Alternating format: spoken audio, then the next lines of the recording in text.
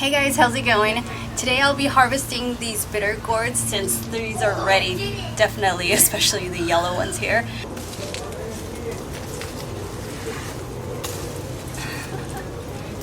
Alright, we're gonna head back into the kitchen.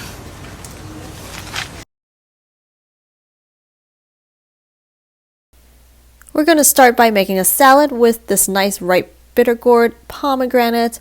Here's some pomegranate seeds I already removed, a nice sweet orange, and any kind of edible flower petals, and that I have chosen the marigolds.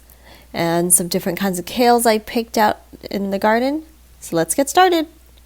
First off, I'm going to pick the bitter gourd and cutting off kind of the mushy part to remove, and then cutting it the long way to extract the seeds. You can see that beautiful red gems there, and those red skin around the seeds are actually edible. They're quite tasty, so I'm just removing them, setting it aside to eat by itself. They're not going to go in the salad, but the red part actually has a little mild melon and a sweetness to it. So I am going to just thinly slice these up. The reason I picked a nice yellow bitter gourd is because when they're ripe, they actually have a less strong of the bitter taste, so I think that works quite perfect for something raw. Chopping up some kale, a nice sweet orange, tangerine would work also. So I am cutting and saving parts of the orange and going to squeeze the juice to use as the salad dressing. It's going to be nice and fruity. And then the other half of the orange, I'm going to remove the rind. And this one I'm just going to cut into chunks to add into the salad.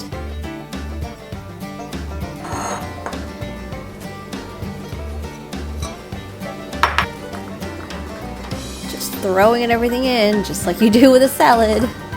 And that nice, fresh, sweet orange juice going right on top.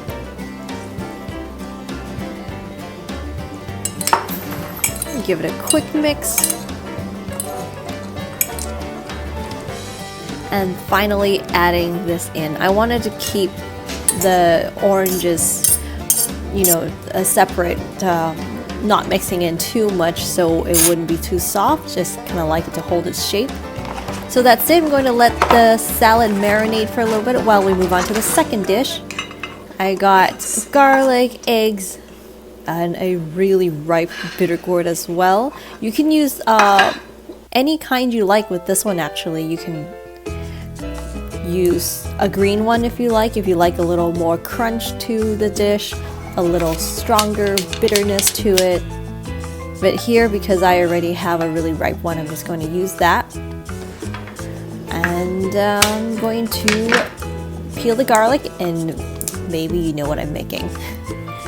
Okay, I'm making an omelet, so this is one of the very common ways to make a bitter gourd dish. It's easy and tasty. Add a little bit of water. This helps to kind of fluff up the egg a little bit. A little salt and pepper. Give it a quick beat, then we're going to set it aside and get started with the third dish. Got a couple of eggs. These are wood ear mushrooms. You can get the dried ones at the Asian market or health food stores.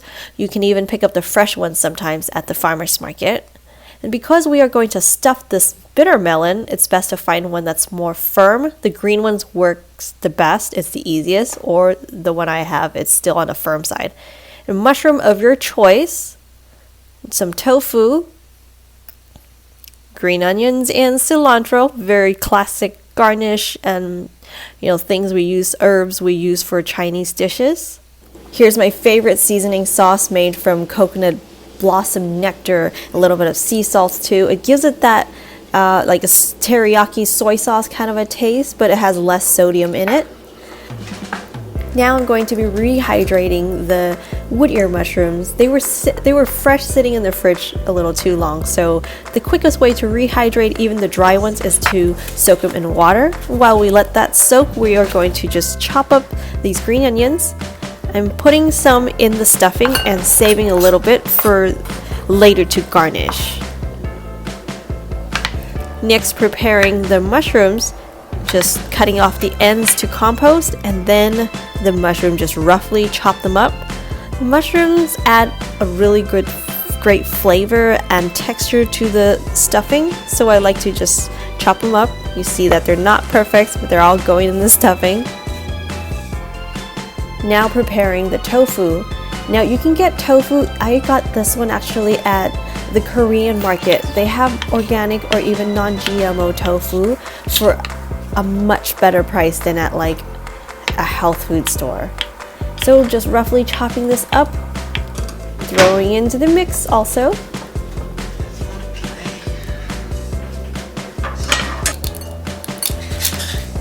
Adding the egg in helps to bind. And you can see how the wood ear mushroom had rehydrated. It's got like a chewy, I don't know if I should say rubbery texture, and very slippery. So it's actually really good for your joints. And I'm just removing that little stem part where it grows from. That goes in the compost, and then roughly chopping up the wood ear mushroom, a little bit of sea salt and pepper to taste. Now I'm adding this cocoa aminos in there for flavor. Imagine putting soy sauce, so you can use soy sauce as a replacement actually. Mix everything up. I like to use a masher, but you can use your hands too, work just as well. Here comes the gourd.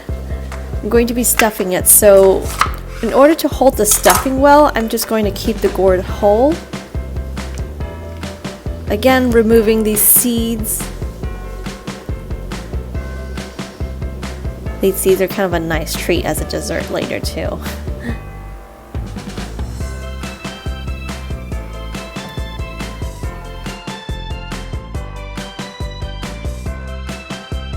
Voila! Aren't they just so beautiful? I love these autumn colors. Okay, now I'm going to be preparing the garnish, some cilantro. You can keep the stems, but sometimes I like to have a more finer taste with just using the leaves. And here I got a pot of boiling water. Once the water starts to boil, you can carefully place these in.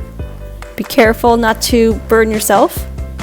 Okay, let's come back to making the omelet, or scrambled eggs, I guess. I got some toasted sesame oil on the pan and wait for the oil to heat up just a little bit.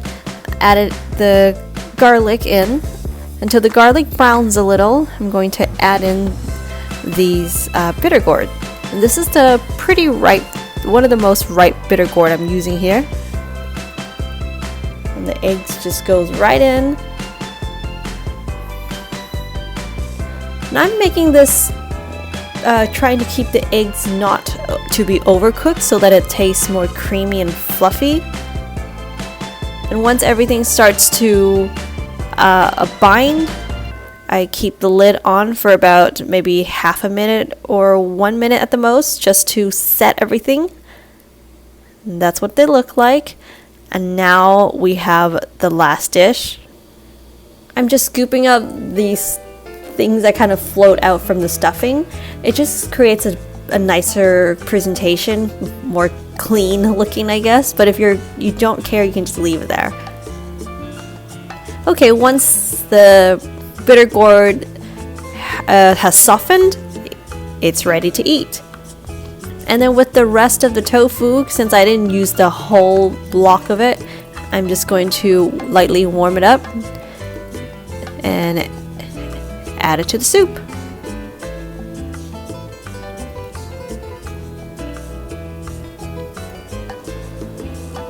Okay, I'm just going to do the classic Chinese garnish of fresh cilantro and green onions on top of these two dishes, adding a little extra flavor to my soup with the cocoa aminos.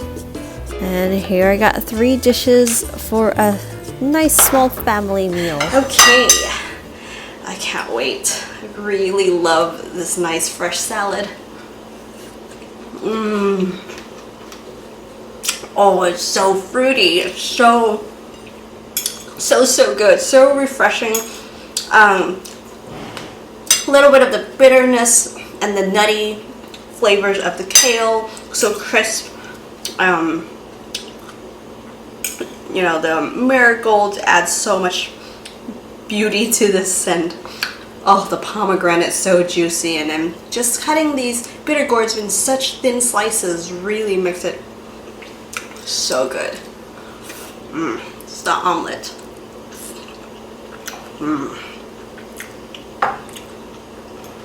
I love the texture of the bitter gourd. Oh, and this is kind of a little creamy and more soft, and here goes the soup.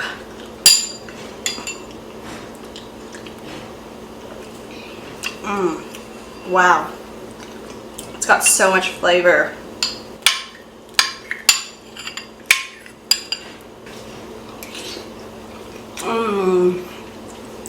Oh goodness, this is so good. And you can eat this as a whole meal with your family, making, you know, some brown rice, basmati rice, or some sort of, excuse me, some sort of nutritious grain.